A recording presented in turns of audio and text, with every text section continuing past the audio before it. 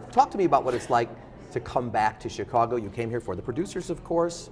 You got to love this city, don't you? Yes, I do love this city very much, passionately. I wouldn't want to open this show anywhere else.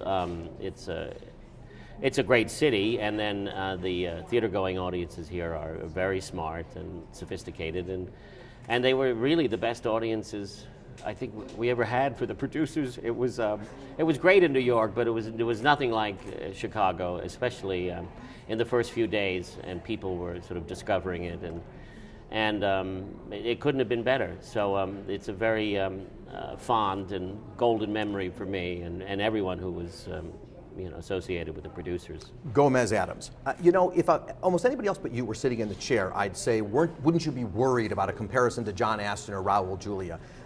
I don't worry about that with you. Tell me about Nathan Lane living in the world of Gomez Addams. Okay.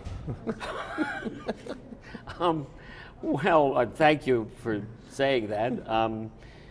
I think it's just in a sense it's a brand new character because it's written by Marshall Brickman and Rick Ellis, and who wrote Jersey Boys, and Andrew Lipper, who's just incredibly talented and has written a fabulous score. And it's sort of part. There are parts of him you're familiar with, and yet there's like the show itself. It's as funny as you hope it will be, and then it is surprisingly emotional when you don't expect it to be. And it's a joyous character to play. It's great fun to be him.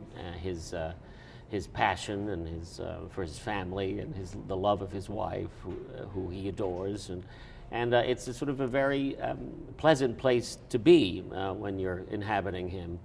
And everybody loves John Astin, and Raul was sensational in the movies. In fact, I was in the second movie. I did a scene with Raul, and who was one of the sweetest and most talented actors ever.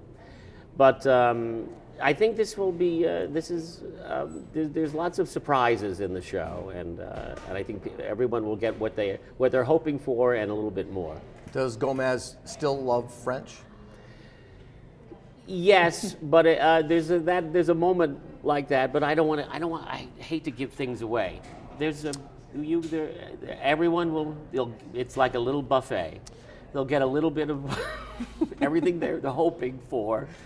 And trains blowing up, cigars. I just don't want to tell you that. But there's plenty of hijinks. Fair enough. You won 2 Tony Awards, millions of other awards, but of interest, you've won 2 Tony Awards for roles that Zero Mostel had before you. I know it's not your desire to be seen in the footsteps of Zero Mostel, but I want to ask you, who is your role model? Who do you look at and say, that's who taught me something? Oh, well, there's too many to mention. That goes back to being when I was a kid, and people I loved like Jackie Gleason or Laurel and Hardy and Abbott and Costello, and Zero. I didn't. I never got to see on stage, but certainly when I saw the producer's film, I fell in love with him. Yeah, I mean, there are many. Okay. It's funny you mentioned Gleason. I actually have a question here which said, to me, you've always had a Gleason quality, and that is, you can make us laugh, you can make us cry. I think of Arbonne and Birdcage. You brought tears to my eyes in certain moments. How does the comic actor, how do you go between drama and comedy? Well, it's all the same, really. It's the same, when you're on stage, there's some technical things. If they laugh, you stop talking, and when they stop laughing, you start talking again. But other than that, the same rules apply, so it's not. In a sense, a comedy is a little harder,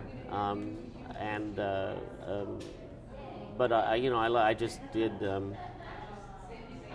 Waiting for Godot last season with Bill Irwin and John Goodman and John Glover, and had a great time. And certainly that is a play where you're navigating the serious and the comic at all times, and it was a great challenge and very exciting. I know you're good friends as well with Terrence McNally, Love, Valor, Compassion, his work. What attracts you to a work? Is it the playwright? Is it what brings you to a project?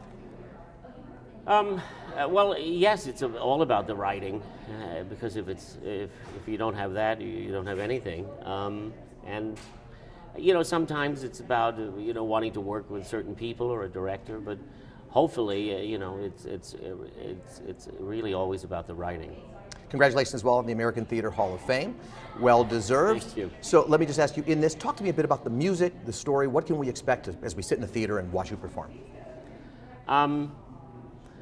Well, I think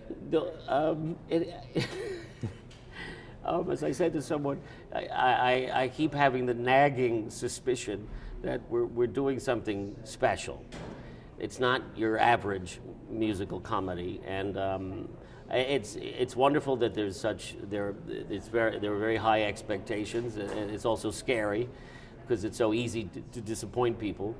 But the creative team behind the show are so extraordinary. Phelan McDermott and Julian Crouch, the director designers of the show, who did a wonderful show called Shockheaded Peter, bring a whole new viewpoint to the musical, and then there's this incredible puppetry by Basil Twist. There's lots of special effects, even though they're done not in a high-tech way. It's all very old-fashioned theatrical things they're employing, and it's just it's a terrific story they've come up with. Essentially, it's you can't take it with you. It's Wednesday is 18 and has fallen in love, and the parents and the boy are coming to dinner, and hijinks ensue. So and it's kind of a meditation on love.